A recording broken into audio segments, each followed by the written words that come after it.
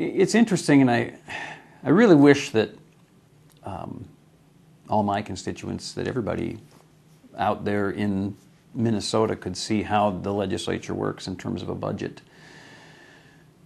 It's troubling. It's really troubling because the bills that are moving forward are actually bills that will cost more. And they may not cost government more, but they're certainly going to cost consumers more.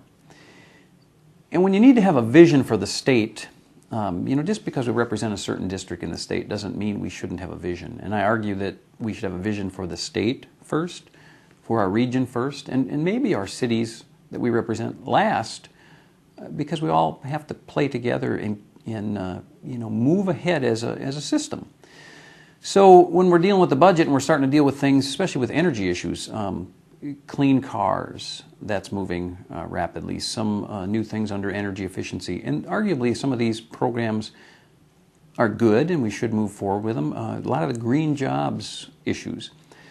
Now there's some good things in the green jobs and there's some bad things. I spend a good deal of time studying the issues, studying the economics of them, and so I think I've set myself up to really understand what is good, what is bad, how we can pick and choose. But as we move forward, we can't move forward with the things that spend money without knowing where we're at with the initial budget, and yet that's exactly what's happening. And everything to do with energy, it becomes an issue of a regressive tax. Because wind energy, no matter how you cut it, is double the cost of a coal-fired power plant. Doesn't matter how you slice it, it's still double the cost. Is it a good thing to do? Yes, we should do it. We should move forward, but we should move forward with eyes open and understand that. Because it costs us more, and it more adversely affects the poor and the working class people because of that increase in energy. Solar. I love technology. I think we ought to move forward with due diligence. We ought to spend money researching. And I think someday we're going to get there. But today, solar costs 10 times what coal-fired energy costs. So we can advocate for it, but it's just not a good deal. It's not going to ever supplant wind, solar, and biomass together make up less than 3% of our energy supply in the United States today.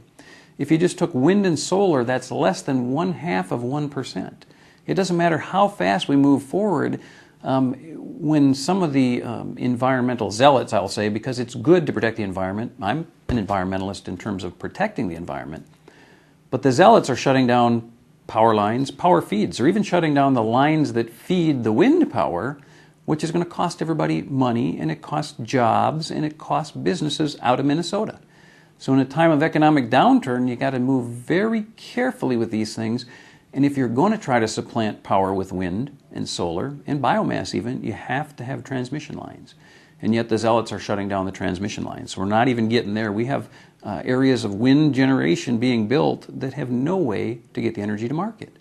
And it's ludicrous to try to think that that's going to work, and then thinking back to that 1/2%. So here we are where we're taxing the poor by charging them for all this, and it benefits no one. It benefits the environment long term, but unless we can get into full transmission lines, and I'd argue smart grids, so that we can really utilize a technology that's available and coming online. So here I am. I'm advocating for a smart grid system. A system, for those that don't understand a smart grid system, if you have electric cars, which is another bill moving forward rapidly to allow for more electric cars, if you plug them in at night to charge them, then during the day, if you don't use it, that battery can then backfeed into a smart grid and supply power. So that's one of the ways a smart grid system can work. And that's a good thing. And I can see us there someday, and I'm all in favor of electric and other things. I heard one of our Congress people, though, say the other day, they said, well, we need more commuter rail, we need more light rail, and we need more electric cars, and that's the only way we're going to get away from fossil fuel. Well, folks, commuter rail runs on diesel. That's a fossil fuel. And I'm in favor of commuter rail. That's okay. Light rail runs on electricity. And since you know that solar and wind only provide 1/2% of that, that's coming from coal, a fossil fuel. When we charge that electric car, it again comes from the coal-fired power plant, a fossil fuel. We won't get away from fossil fuels in the near term, But we can make them cleaner, but we need to be honest with this. We need to be honest and understand the costs. And I certainly want to move ahead and have no problem that way. But let's not be deceived. There is no way in my lifetime, in many of your lifetimes, that we're going to be able to get wind and solar and biomass to replace coal or nuclear or any other source of power.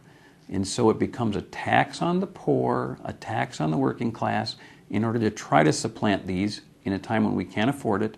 And guess what? Our companies move overseas. China surpassed us in coal-fired power plants last year. Around the rest of the world, third world countries are building their economies faster than us. By 2025, India will be first, China will be second, the United States will be third. We can change that, but we can only change it if we think through these and do it one step at a time and bring that technology on. Hybrid cars as well. I mean, I drive a hybrid car. I love it. I get great gas mileage. It's a wonderful car. I get great performance. I have a Toyota Camry hybrid. And I support technology. And I think mine was a great deal. And in my mind, it pays for itself. But it's not for everybody. And we have to understand that technology isn't there yet for pickup trucks. You look at the weather, you think about climate, and some say it's going to get warmer. I'm going to tell you, I think it's going to get colder. And you can't get rid of your SUV.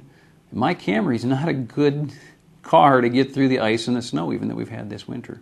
So you got to think about these things and think about those jobs and what we're doing to change Minnesota.